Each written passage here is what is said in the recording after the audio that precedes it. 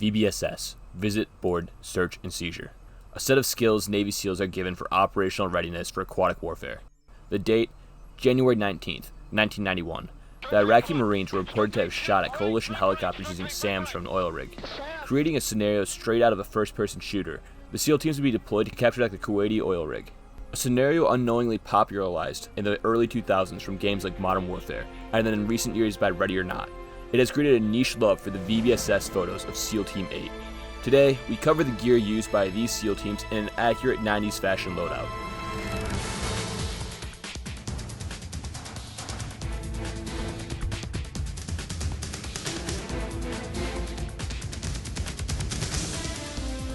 The uniform is easy to recognize by almost everyone. The Nomex sage green flight suits are extremely popular, especially around Halloween for Top Gun costumes. Today, however, we take these flight suits and make it into something even better. Used for their fire-resistant nature, the VBSS is seen using these in countless training photos, and that's exactly what we have here. What's the most standout piece in this entire loadout? It's definitely the helmet. It's got that classic skateboard style look that fans of Black Hawk Down will instantly recognize. Now, it's not actually a skateboarding helmet. It's a 1990s model from a company called ProTech, and it was originally designed for water sports. Yes, like jet skiing and wakeboarding. Not exactly what you expect for a tactical setup, right? Over time, this helmet was adopted and slightly modified for VBSS operations. One of the most noticeable mods? Duct tape over the vent holes. Nobody knows exactly why they did it, but the leading theory is it helped block out wind or water when fast roping onto a ship deck. Now, take a look at the front.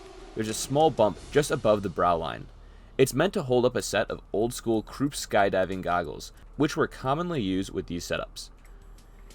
Now, don't expect this helmet to stop any bullets, as it's not ballistic rated, but it's actually a huge perk for VBSS teams. The lightweight feel makes it much more comfortable during long ops, especially compared to the heavier, more protective helmets we saw in that time period. Special Operations Vest, SOV, a slightly modifiable rig designed to be worn over body armor. While not allowing much customization, the pouches seen on the vest are mounted using Velcro with button snaps. At first, these pouches suck for magazines when reloading, but with a bit more use and practice, they aren't unbearable. The rest of the customization really comes down to the belt setup, which is secured to the vest using a series of snaps. Having multiple choices for the belt, I went with a simple USGI LC2 belt.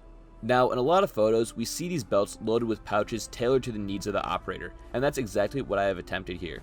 Starting with the sides, we have the drop leg MP5 panel, and next to that, the gas mask bag for the MCU2 gas mask. On the back, I've left it pretty simple, with just a GI canteen and first aid kit. On the back of the SOV, I have the assault pack that buckles straight into the vest. While the ProTech helmet offers little to no protection, the PT-1 body armor utilized by the VBSS offers fragmentation protection while also not sacrificing a low-profile design compared to the other bulky body armor of the time. Much like the fire-resistant properties of the flight suit, the Nomex flight gloves were used by the VBSS for that exact same reason.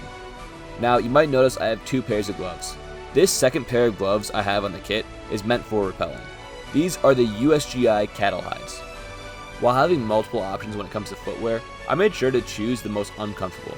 These are all black jungle boots which were issued post-Vietnam. Still having the same spike protection and lack foot insoles makes these boots feel absolutely amazing to walk around in. Honestly, after wearing these for some time, they really aren't that bad. I found that having no insoles in these was actually great when you submerge the boot, since it makes them dry faster.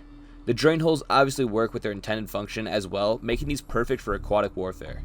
While not being the most comfortable, these boots are in fact accurate for the impression and definitely not a terrible boot if you plan to submerge them by falling off a boat. For the primary weapon, I went with the MP5 SD with a collapsible stock opposed to the MP5 A3. While not as common as the standard A3, Depointment often carried an SD or suppressed MP5 because in theory he could neutralize a threat right away without making their presence known. On top of this though, I do plan to build out an A3 with the flashlight handguard though for this loadout since it's such an iconic look. Well, that's VBSS kit. I had all the links ready so that if you wanted to build this kit yourself, it would be super easy, but it got wet in my pocket while recording, so you're gonna have to do some research and find them now by yourself. If you have any recommendations on what to change, let me know in the comments and I might just listen. VBSS kit is amazing when done right, and so many people tend to do the exact opposite. If you have any other recommendations also, like kits you want to see in the future or certain parts of my video that are unbearable to watch, let me know that too. Anyways, I'll see you guys in the next one. And remember, I go up. They see me. Yeah.